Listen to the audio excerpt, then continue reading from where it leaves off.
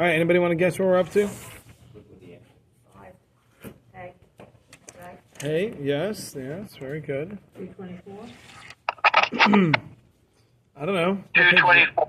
224, wow. See, there's a consensus going on here. Wow. Did Gula make it? Gula is on, yes. Good.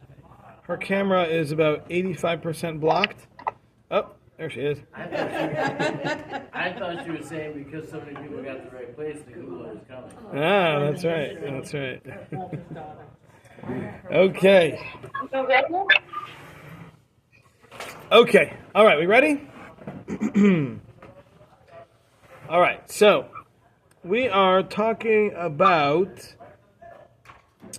Nevuah. So the main idea that he's been pushing here is that Nevuah is it's a state of being, that a person has a certain closeness to Hashem, and that is called Nevuah. In addition to being close to Hashem, or I shouldn't say in addition, but as a byproduct of being close to Hashem, a person can get certain knowledge that they wouldn't otherwise be privileged to. They can understand things that they wouldn't otherwise be able to understand, and they can even get certain messages that Hashem wants to convey to them, and sometimes for them to then convey it to others. But the main idea is the state of being and the closeness to Hashem. And he has said that this is not an all or nothing. There are lots of levels. And in each level, there are different byproducts of that connection to Hashem. And the higher the level, the greater the understanding, the clarity, etc. All of those things will increase with the greater level of Nevuah. In addition, he said it's not the kind of thing that you either have it or you don't. It's something that needs to be taught, it's something that needs to be learned, and it's something that there's a lot of experience needed in order to master. So all of that has to happen in order for a Navi to reach the highest levels of Nevuah. Now they can reach lower levels of Nevuah without that, but the higher levels of Nevuah are not attainable without being taught by an experienced Navi. Okay? We're good? All right. So let's see. Hey. V'amnam. Gam acharei hisigam mailas nevuah. Even after the Nevi'im have achieved a level of Nevuah, Yibachanu haNevi'im zamizeh b'ma'alav madrega. There will still be differences between one Navi and the next as far as the level that they are at. B'mekamus ben be'echus, both in quality and in quantity. Pirish, meaning to say, Ki yesh sheyisnabe pa'amim rabbis. There will be some Nevi'im who will prophesy many times. V'yesh le'nisnabe el ma'at, and others will only prophesy a little. V'chein be'echus ha'nevuah atzma, and the quality of that nevuah as well. Yesh sheyasig hisdabkus gadol ba'yisbarach shmai. There will be those who will attain a level of great closeness to Hashem. V'yaskil haskalis gedolos ma'od, and they'll be able to understand very great and lofty things. V'yesh shehisdabkusoi lo yia kol kach, and there will be those who will not have such a close connection.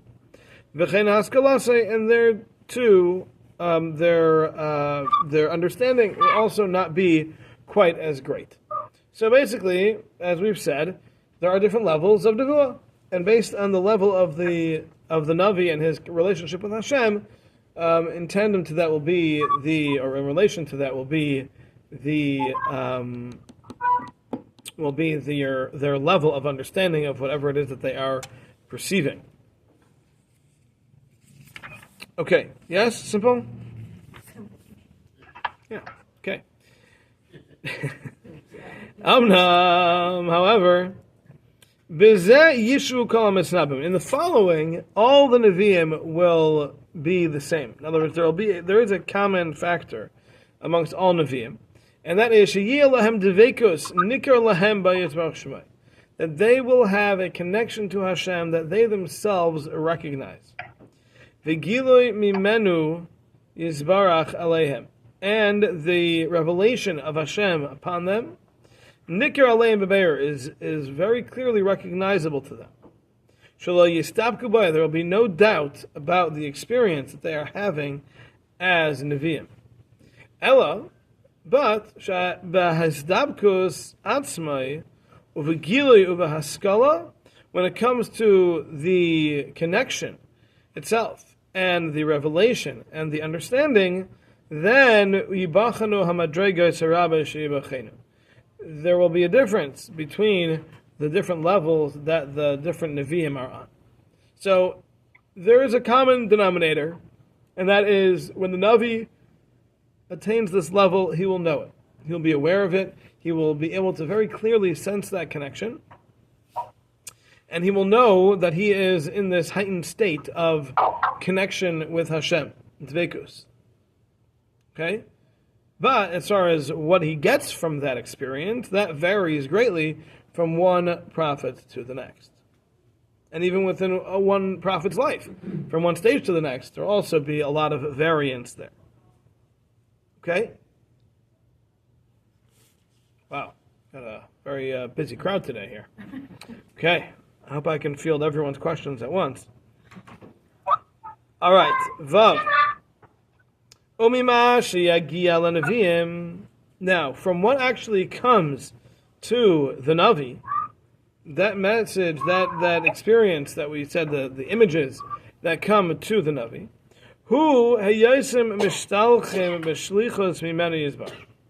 amongst all those experiences that the Navi will have, some of them can be a message that they need to take from Hashem and pass on. That can be an aspect of Nevuah.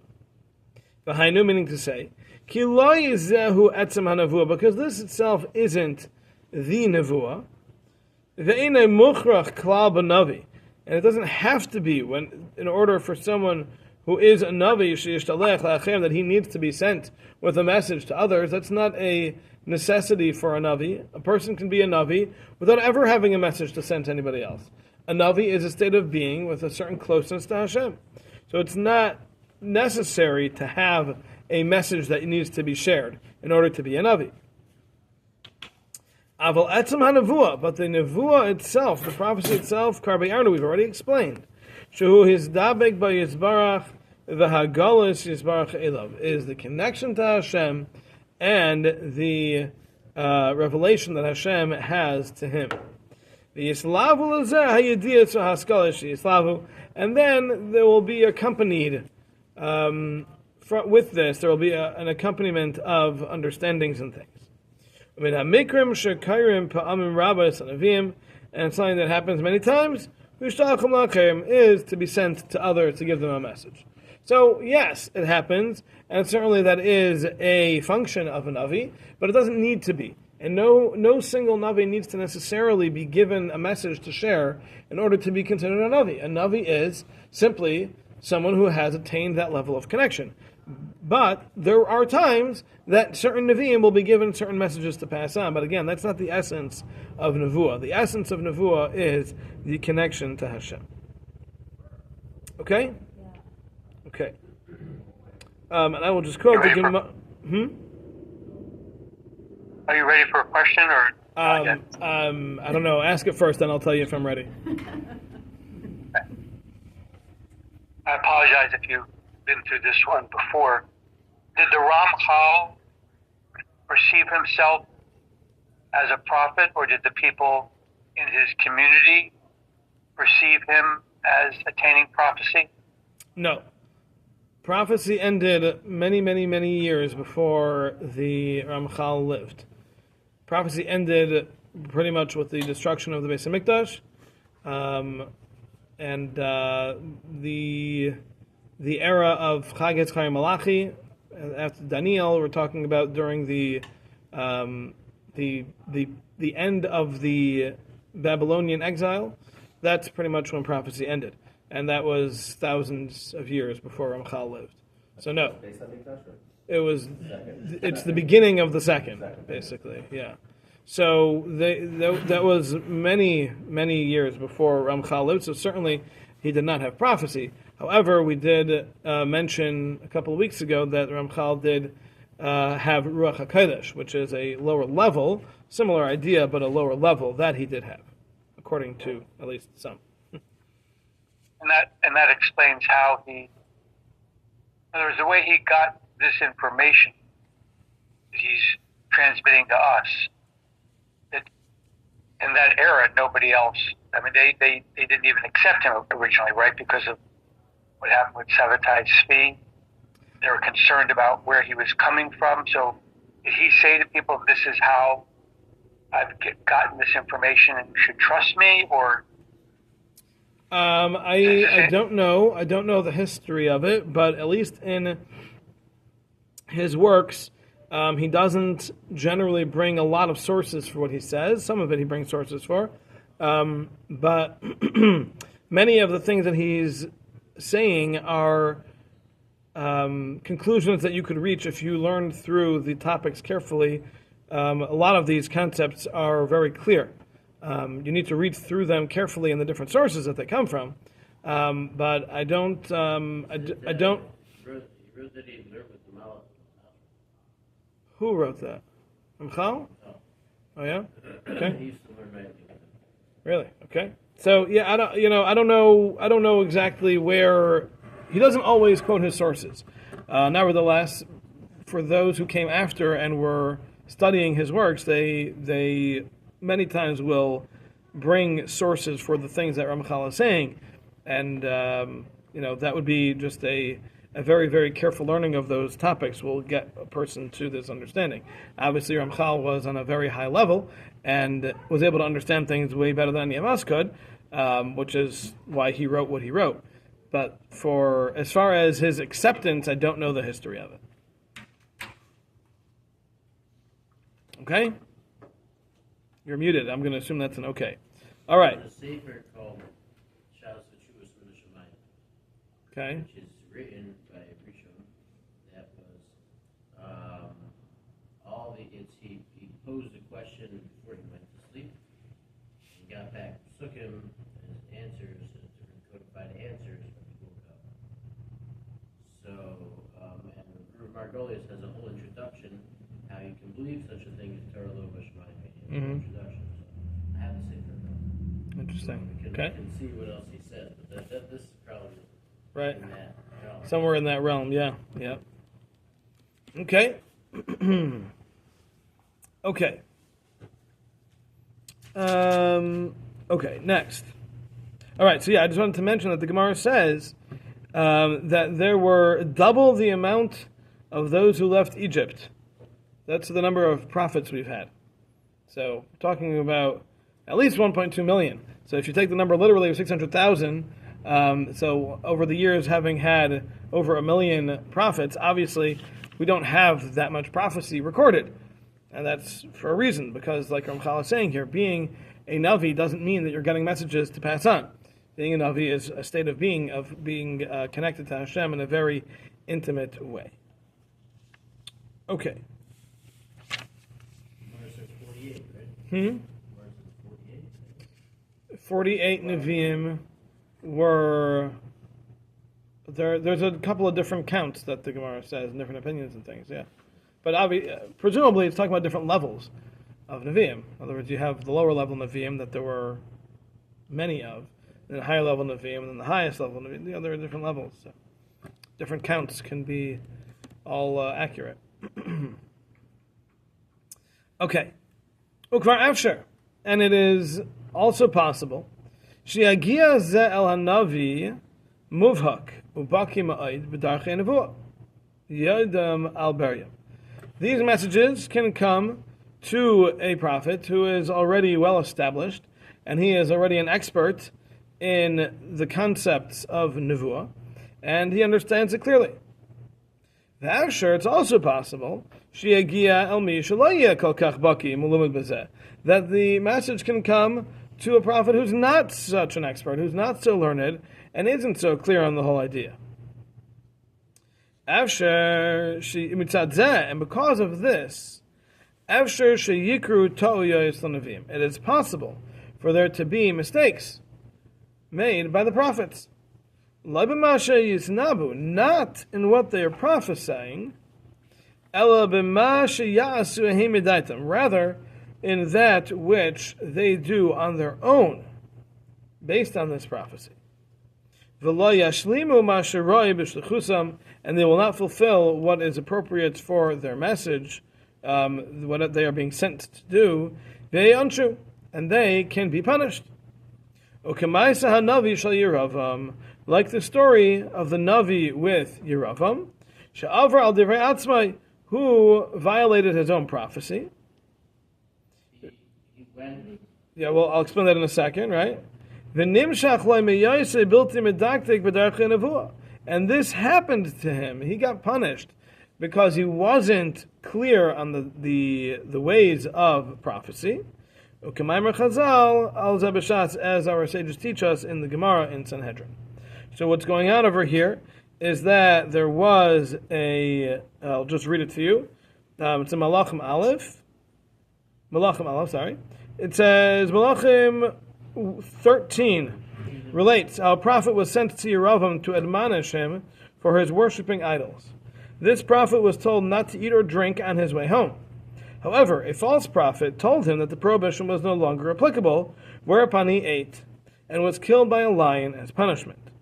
Ramchal explains that this transgression was not caused by a misunderstanding of the prophecy, rather it was caused by his not implementing the instructions given him as part of the fulfillment of the prophecy, and consequently he was punished. A little more misleading. He said, the other person said he was a Navi and was told that he had completed his... Right, as he said, a false prophet told him that this was no longer applicable. Right? So the problem was that if someone was a Navi and understood the concepts of Nevuah clearly, he would know that there's no such thing. Hashem doesn't send one prophet to tell another prophet that something you did or you understood is inaccurate. There's no such thing. It doesn't work like that. But the problem is that this prophet didn't know that. So when someone came over to him and posed as a prophet and said, oh, hey, since you've done what you needed to do, you no longer have that restriction, you're allowed to eat, the first prophet was not aware that that was false, and therefore he violated his own prophecy, which was, don't eat till you get home. And therefore he got eaten. Correct. So, what Ramchal is bringing from this story, and again, here you see the source of where he gets it from, is that we see that it's possible to have a prophet who, even though he knows prophecy, doesn't understand it fully, not because he doesn't understand the prophecy itself, but because he doesn't understand the workings of prophecy. And in this case, had he understood the workings, he would know better than to listen to somebody who told him that his prophecy was over before the original prophecy said it was supposed to be over. The original prophecy was, don't eat till you get home. And he should have known that someone who tells him otherwise is obviously lying. But since he wasn't well versed enough in the concepts of prophecy, that's why he was led astray. So it's not that he made a mistake in the Nevuah. It's not that he misunderstood his own prophecy, because that was clear. Like he said, Ramchal says, the Nevuah comes through clear. The Navi understands that. But there are other aspects surrounding it that a Navi might not know, and that is where the tests are, and that's where a Navi could falter if he is not well trained and on a high enough level to be able to differentiate between what is accurate and what is not. Yes? This might sound stupid, this question. But then what was the point of giving him that? Because he obviously, was it to set an example to show other people following after that? Because here he was given this ability, and like you just said, he didn't know fully about how to operate with prophecy. So wouldn't it have been better to give it to him with fuller knowledge to be able to use the prophecy in the right? Your question is, why did Hashem put him in that position? Okay, so I don't know. Hashem has his ways, and obviously only he knows. And certainly part of it is for us to learn from, but I wouldn't assume that's why he did it. But obviously this was a test that he could have passed. Right. I mean, it begs the question Michelle's asking is why would he qualify for prophecy if he had the ability To make a mistake? To make a mistake. Again, so that's what Ramchal is bringing out here. There's still Bechira, so I guess he's the prophet, and whoever the Navi is, doesn't lose his Bechira, even though the prophecy is clear as day, and we could say that he still has free will. Absolutely. But That's exactly the point. Why would you qualify? Again, that's the whole point of Ramchal And here. he died, so it's not like he got a chance to understand that he had an error and he wasn't. Well, that was his time. That's when he understood it, yeah. And I'm sure that the level that he died at was a much higher level because he understood that. Well, but did he have a chance to understand that because he got killed by a lion? Yeah, I would think so. You think? I would think so, yeah, absolutely. And the Ramchal writes in Mesilas Yesharim that the whole point of a test is to, when you go through a battle, you come out with higher rankings instantly. And this Navi could have been that he knew this, and that he was being tested on such a thing, that he knew that he wasn't supposed to do anything deviate at all, even on the way back, and this was his test, and he failed the test. It wasn't something that he didn't necessarily know at all. Like, it doesn't mean I got you there, you didn't know that, did you? Right? That's not what it was. It wasn't a trick you type thing.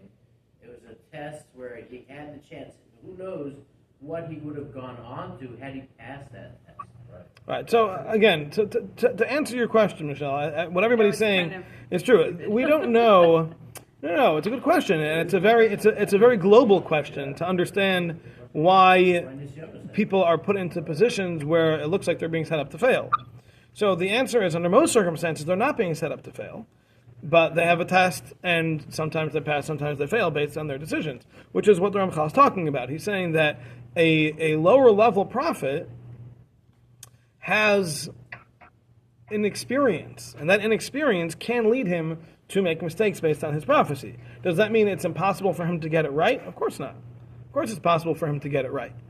Hashem will never put someone in a position that they cannot pass the test, because then there's no point. The whole point of the test is to be able to pass it. If you can't pass it, it's not a test, right? So what's going on over here, again, we don't know. We don't know what's going on over here. But we can certainly take as a general rule that when Hashem gives someone an opportunity to either pass or fail, that's their choice. And they are equipped to make the proper choice. Now, in this particular circumstance, is it possible that there was no way for him to know, and he was absolutely going to make the wrong choice here? Yeah, that's possible, and maybe it was his time for him to die. He was going to die then either way. And the reason it happened this way was to teach us a lesson. That's possible. Unlikely, but possible. But as You know. you're also saying that I guess I was looking at it from the perspective of, well, what's the point if he got killed? But what you were saying was that even though he got killed, he still had probably a moment of where it acknowledged. And Correct. For he sure. He thought he came to him, oh, I handled this the wrong way. Right. I did this the wrong way. Right. So it wasn't just given to him, and he failed, and he didn't know that he failed. Right. I mean, you Right. could look back even Where to you Adam. could actually- You could look back to Eitz Hadas, and Adam Oh, boy. had a clear line That's a big discussion. of prophecy, and but you all know the story, right? No, You don't? I don't. What do you mean? I've only been teaching it for 15 years. I'm saying, well, I'm not even talking, I'm talking about shot. But the basic thing is he knew what he was supposed to do. And Did he? He didn't? I don't think he would have been punished. I don't think he would have done it if he knew what he was supposed to do. Didn't Adam... This is a very long did not- conversation. Right. Just letting you know. Have a direct It's better to line ask to from Nadav and say- Abihu. Okay. I mean, you could also go up the line of from Adam. You can go up to even Moshe Rabbeinu. You can go up Of course, people make mistakes. All of them made mistakes. Right. But to think we understand Adams is a little bit presumptuous. Well, I'm not saying I understand it. I'm saying I'm just reading. If you were to have been created by Hashem, and be living in this world and in the spiritual world simultaneously, or at least be able to traverse between them at will. And Hashem said, don't do something. You think you'd do it? Obviously not, right? There's no question about it. And yet he did, right? So obviously there's a lot more to the story. Correct. Okay, And, so I mean, it's a very difficult example to draw from because we have so little understanding of what was actually going on over there. What I think would be a more apropos would be or Moshe. Right? Moshe got to live, but none of you died immediately. Right, but what was the idea with Moshe? You're right. But Moshe, none of you. There's still 12 different pshatim for what they did wrong. You know. But it's. Moshe is very clear. Hashem said, "Talk to the rock." He hit the rock. Why did he hit the rock? Lots of reasons, but they were all rationale. They were all Moshe's own thinking. Maybe hit it twice. Right, it's the thing. Gemara said he hit it twice and it didn't work. The whole thing. So there's lots of discussion and understanding, but the bottom line is that as human beings, we have free choice, and we can make mistakes. We're not set up to fail. We're not set up to fail. Can it happen? It can happen. Yeah, we can make mistakes. Can we pass it? Yes, we can always pass the test. I mean, prophetically speaking, we're in the Yidden at Har Sinai, and they had experienced an interface with Hashem, and then several days later, they're building the Egel Hazav. Mm-hmm. So obviously, I guess you could have a prophetic experience and be clear in that, and then the next day, be like, well, let's go. Right. So, do you think it's that simple? I don't think it's that simple. Right. I'm simple because I can only explain it as this simple because I'm simple. I don't think it's that simple, but I'm just trying to make it as basic as possible so we can understand it. Yeah. There's just a little danger in that. There's just a little danger in what you're doing, though, because you're kind of minimizing what went on over there. What you're saying is that it was a stupid mistake. No, I don't. How dare I say something like that? Right. That's my point. So I don't think that's what you mean to say. Right. Right. So what I think what you're trying to say is that there is so much more going on there that it's not on the surface. It's not written in the psukim. We don't know what they were thinking and what was going on, what was going through their minds, and yet, even though they were on such a high level, they were able to fall to such a low depth, right? Without understanding that. So it's the same thing in all these cases. We don't necessarily understand. We don't know why these things were happening, and we don't know what the people who made the mistakes were thinking necessarily, but we understand that people make mistakes. It happens. And they still have the hero, even Can I say something? Yeah, Can I add yeah. in something? Please. So I've been living in Israel now for years, through the whole war. I'm just going to say that it's possible to live with an awareness of Nisim every day and still make mistakes. Like what we had with Iran just before Pesach, hundreds of missiles. Total Hashem, they didn't hit a single one, and yet, like the next day I still found myself making mistakes. I'm not saying that to negate anything. I'm saying I think you can live at a certain level of incredibly high hashkafa, and for lack of a better word, you get used to it. And then I think you still have free will, because in Eretz Yisrael, I feel like every day we're living with Nisim, and so why since I still speak Lashon Hara or do whatever, I'm just putting that out there, there still is that Bechira. Yeah, that's right. So what Gula is saying is that even when a person is inspired and they do recognize that Hashem is running the world and they see Hashem's hand clearly, nevertheless, we have lapses. We have momentary lapses where we're not thinking about that and we make mistakes. Sometimes it's because we're uneducated and we don't know better, but usually we do know better, but we have a lapse. As the Gemara says, a person doesn't sin unless he has a little bit of a mishagas that gets into his head, and you don't focus on what's important. Like the Mishnah in Pirkei Avos says, you want to make sure you don't sin, think about the fact that Hashem is watching you. If you think about that all the time, you won't sin. We only sin when we don't think about that. And when that thought is not in our heads, that's when we make mistakes. So there are lots and lots of different levels of mistakes that we're capable of. And I'm sure we could each write a whole book on all our various levels of mistakes that we made. And some will be longer than others. That's the people who are more honest with themselves will have the longer ones. And the reality is, like you're saying, and like everybody's saying, is that at the end of the day, we are all Baalei Bechira, we have free will, and we're going to make choices. And those choices are not influenced necessarily the way they need to be. When the Navi's in prophecy, Mm-hmm.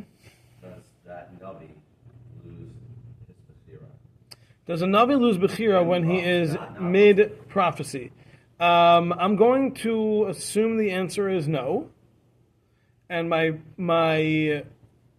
thinking is coming from Bilam, who responded to Hashem in very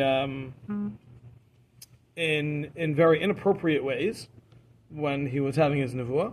So I would assume the answer is no, but I don't know that for certain. Okay. All right, we're good? Moving on? Okay. All right, next.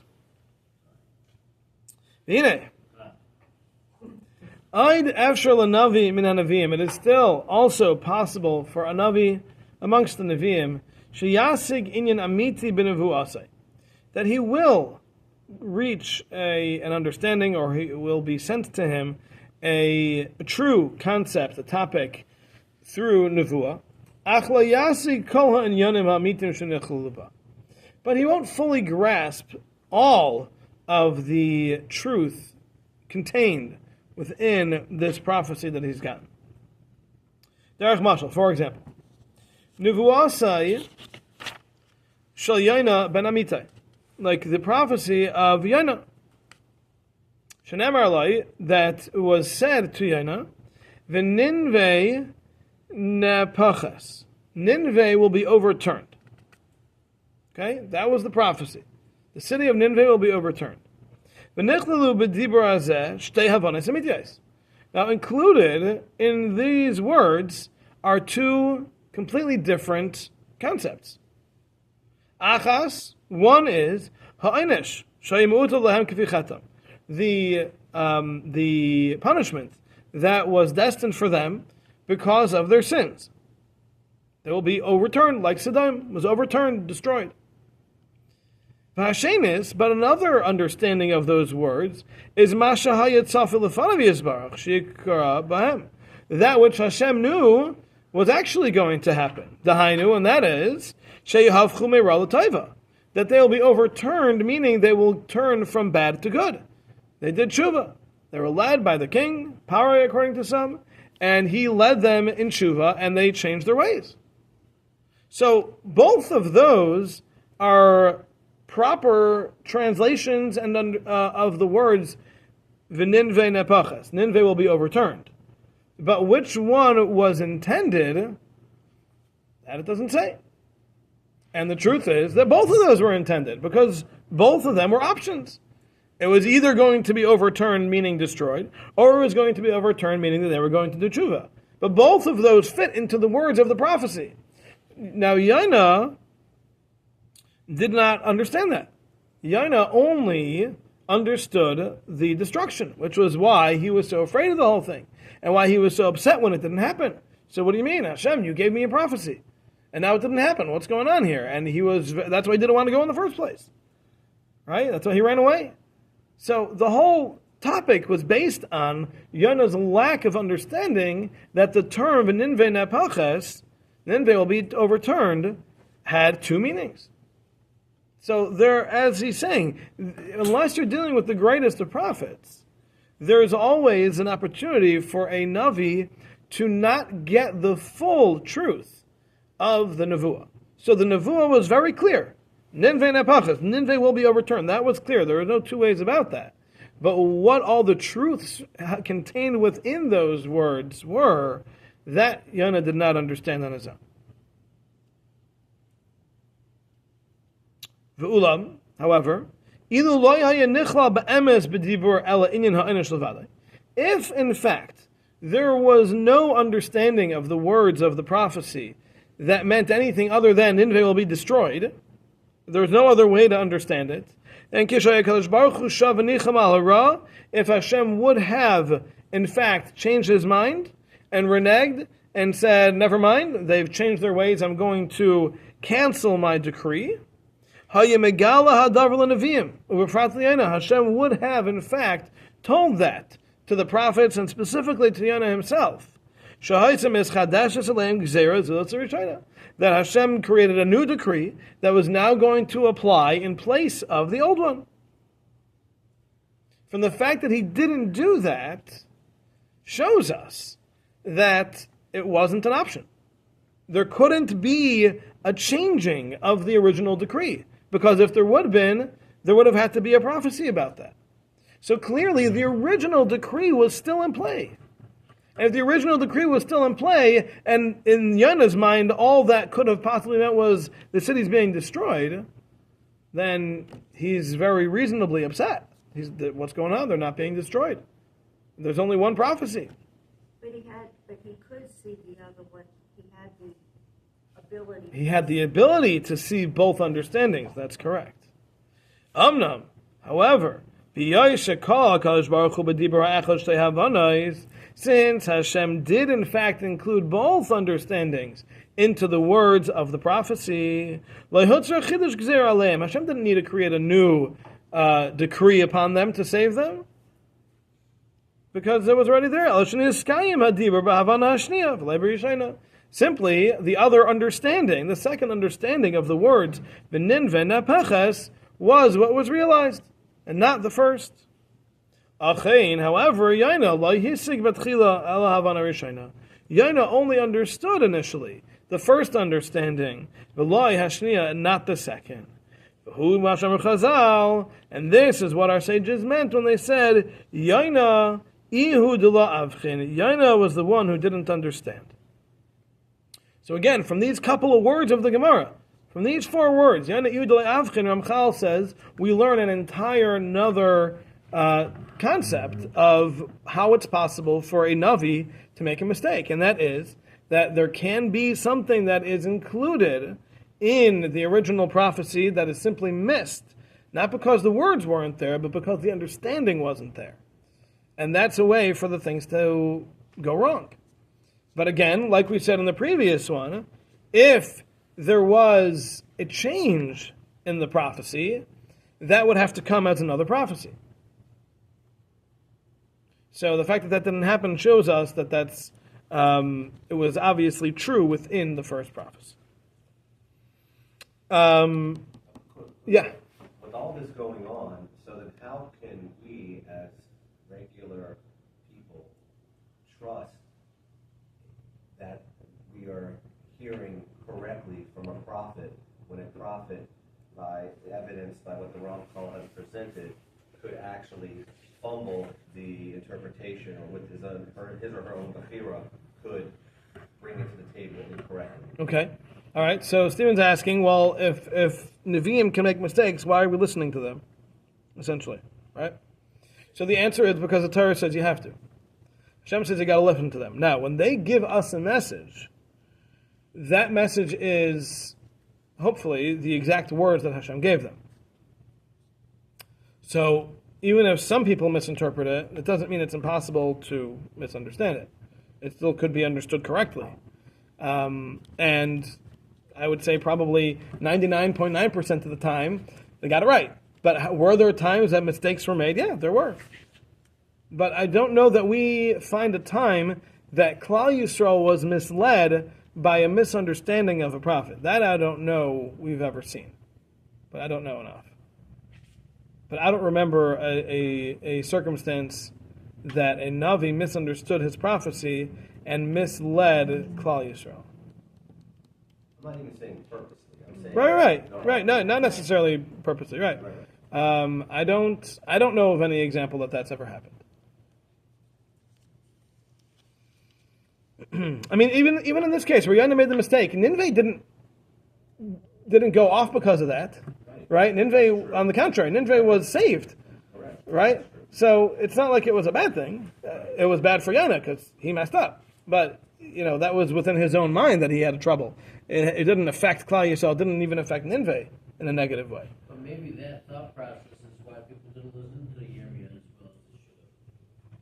In other words, when the human psyche, if it can find the back door out and a reason not to do it, we'll find it, and we will have a confliction come. When you're conflicted, it's because you think there's another way. In other words, if there's no other way, you get to a cliff, right? And you realize that there's only one way down. So then there's no you're not conflicted. right? But right, if people are coming with a gun behind you, you're gonna figure out a way to get down that cliff, right? But if you all of a sudden you're like, well, maybe a helicopter will come pick me up. Well, so then all of a sudden you're conflicted, and I don't want to go down. So now when a real Navi comes, like Yirmiyah, who tried to get the Jews to go back, they had, well, maybe he's, in the back of their mind, maybe he's not right. Maybe Right, and you have to add to that, you have to realize that there were a lot of false prophets. Right. A lot of false prophets. That's really what I'm saying is that, with what the Ramchal is saying, which opens up, it opens up the psyche to a logical question.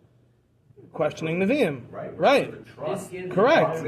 And that's right. And my answer to you was, there's right. So my answer to you was that the Torah says you have to listen to the Nevi'im. So that's it. Right.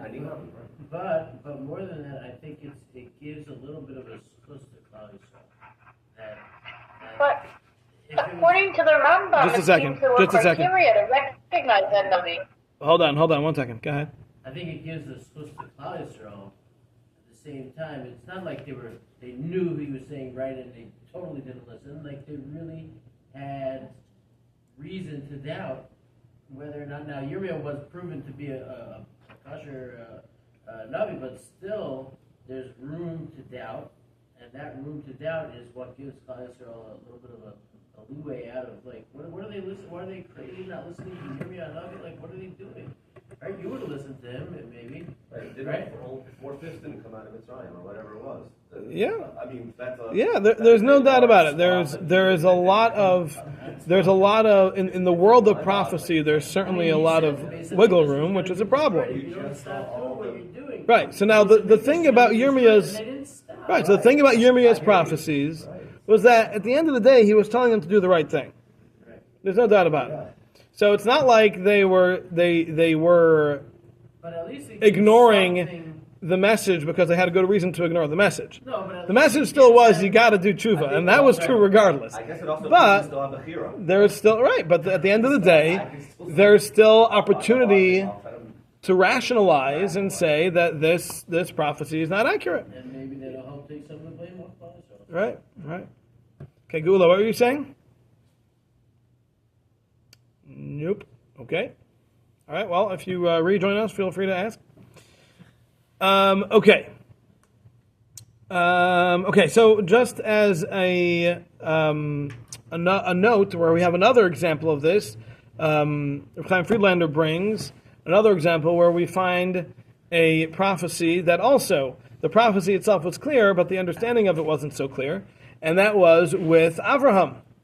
Avraham was told to bring up his son as a carbon oila on the altar. Haleyu la'oila. Should bring him up as a carbon oila. Now, when the Malach came and told Avraham, stop, Avraham said, what do you mean? Hashem told me. What are you telling me to stop? Hashem told me to do this. So the Malach said to him, no, Hashem told you to bring him up, and you have brought him up. Hashem never said that you have to shecht him. Hashem never said you have to burn him. Hashem said to bring him up, and you did. You brought him up, and now take him down. And so again, it's the same words. The words of the prophecy were clear and accurate, but not seeing both understandings of that word allowed for that mistake. Now again, if Avraham had understood that from the get-go, that would have defeated the entire purpose of the Akedah, right? If Hashem would have said, okay, tie him up and put him on top of an altar, then take him right back down, right? There would have been no test, right? So clearly Hashem made sure that he was not going to understand both of the rationale, both of the interpretations of the words that he was giving him as the prophecy. But again, here we have another example where it's the prophecy itself is clear, but it's the understanding of it, of kol ha'amitrius, all of the truths that are contained within the prophecy, as Ramchal calls it, those were not all clear to Avraham, just like we see it with Yaina. Okay, yes, Gula, what were you saying? So I was actually just pointing out that there are criteria to recognize a false Navi. There are criteria that the Rambam talks about, yes, for sure. And yet, all of Klal Yisrael was torn in the times of Eliyahu. and in the times of Chizkiyahu, and many other times throughout history, because even though there are criteria, it's never that clear. A lot of the instances, the criteria don't have a chance to be fulfilled or unfulfilled. So the criteria sometimes are only after the fact, and it's regarding a second prophecy. So it's not always that simple. So yes, there are criteria, and sometimes that's enough to weed out the false ones. But unfortunately, many times throughout history, that didn't suffice. I agree. Okay. Okay. All right, are we good here? All right, so we'll stop here. All right, see everybody next week. Everybody should have a wonderful Shavuos. I hope everybody is able to participate as much as possible. We got lots of learning opportunities going on. Please indulge yourself, indulge us, come, participate, and like with every yontif, the more you put into it, the more you get out of it. So prepare. Do a little bit of reading. All right, have a wonderful day, everybody. Bye-bye. Thank you, Rabbi. We're at 8.